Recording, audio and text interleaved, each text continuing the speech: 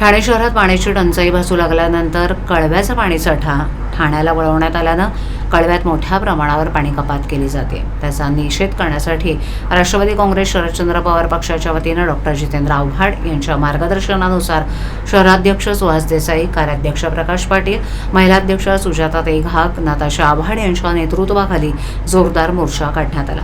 यावेळी आंदोलकांनी प्रभाग समिती कार्यालयासमोर मडकं फोडून निषेध व्यक्त केला। ठाणे महापालिका क्षेत्राची लोकसंख्या 27 लाख इतकी आहे। शहरासाठी प्रतिदिन 616 दशलक्ष लिटर्स इतका पाण्याचा कोटा मंजूर आहे। प्रत्यक्षात शहराला दररोज 585 दशलक्ष लिटर इतका पाणी पुरवठा होतो।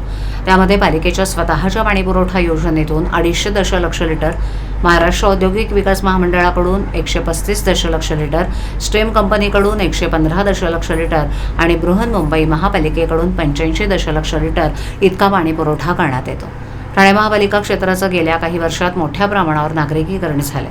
वाढत्या नागरिकीकरणाच्या तुलनेत शहरात पुरेसा पाणी पुरवठा होत असल्याचा दावा प्रशासन करत असलं तरी शहरात पाणी टंचाईची समस्या जाणवतेच आहे।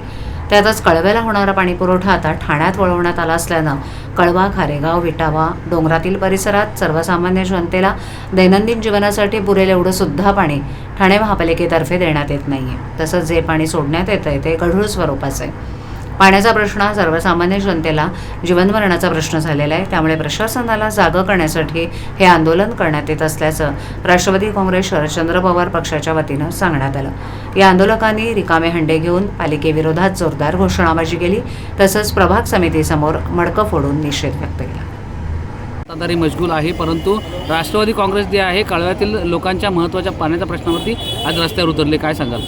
आज या ठिकाणी वडापुण्याच्या जनतेपेक्षा आमच्या कळव्यामध्ये पाण्याची जी टंचाई आहे त्यावर आम्ही फोकस करतो आहे। आज गेले कित्येक वर्ष आव्हाडसाहेब सांगत होते की आम्हाला डॅम द्या, धरण द्या, पण गेले कित्येक वर्ष ओरड करून सुद्धा महापालिकेने किंवा सत्ताधाऱ्यांनी याचा कधी विचार केला नाही।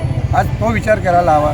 वाटल्यास काहीतरी स्कीम करून धरण कसं बांधता येईल, जसं आम्हाला मेट्रोचे पैसे लावतात नवीन बांधकामाला, तसे तुम्ही धरणाचे पैसे लावा आणि पैसे वसूल करा आणि एक धरण तयार करा। लोकही एक शेअर्स भरून काढून देऊ शकतात, पण पाण्याचा मूळ प्रॉब्लेम आहे तो आमचा हे मेमध्ये पाणी असताना जूनमध्ये पाणी का गायब झालं? कारण मे महिन्यात फुल पाणी होतं, कारण जूनमध्ये जो आमचं पाणी आहे तो ठाण्याकडे वळवला गेलेला आहे। आमचा स्टेमचा जो पाणी तर ठाण्याला पुरवठा आणि जो MIDCचे एकच टाकी त्या एका टाकीचा पाणी पुरवठा आमच्या कळव्यागावात किती होणार आहे, याचा विचार करून आयुक्तांनी करायला हवा आणि पाण्याचं नियोजन करायला पाहिजे। पाण्याचे नियोजन केले नक्कीच कळव्याला पाणी मिळेल असं माझी आशा आहे।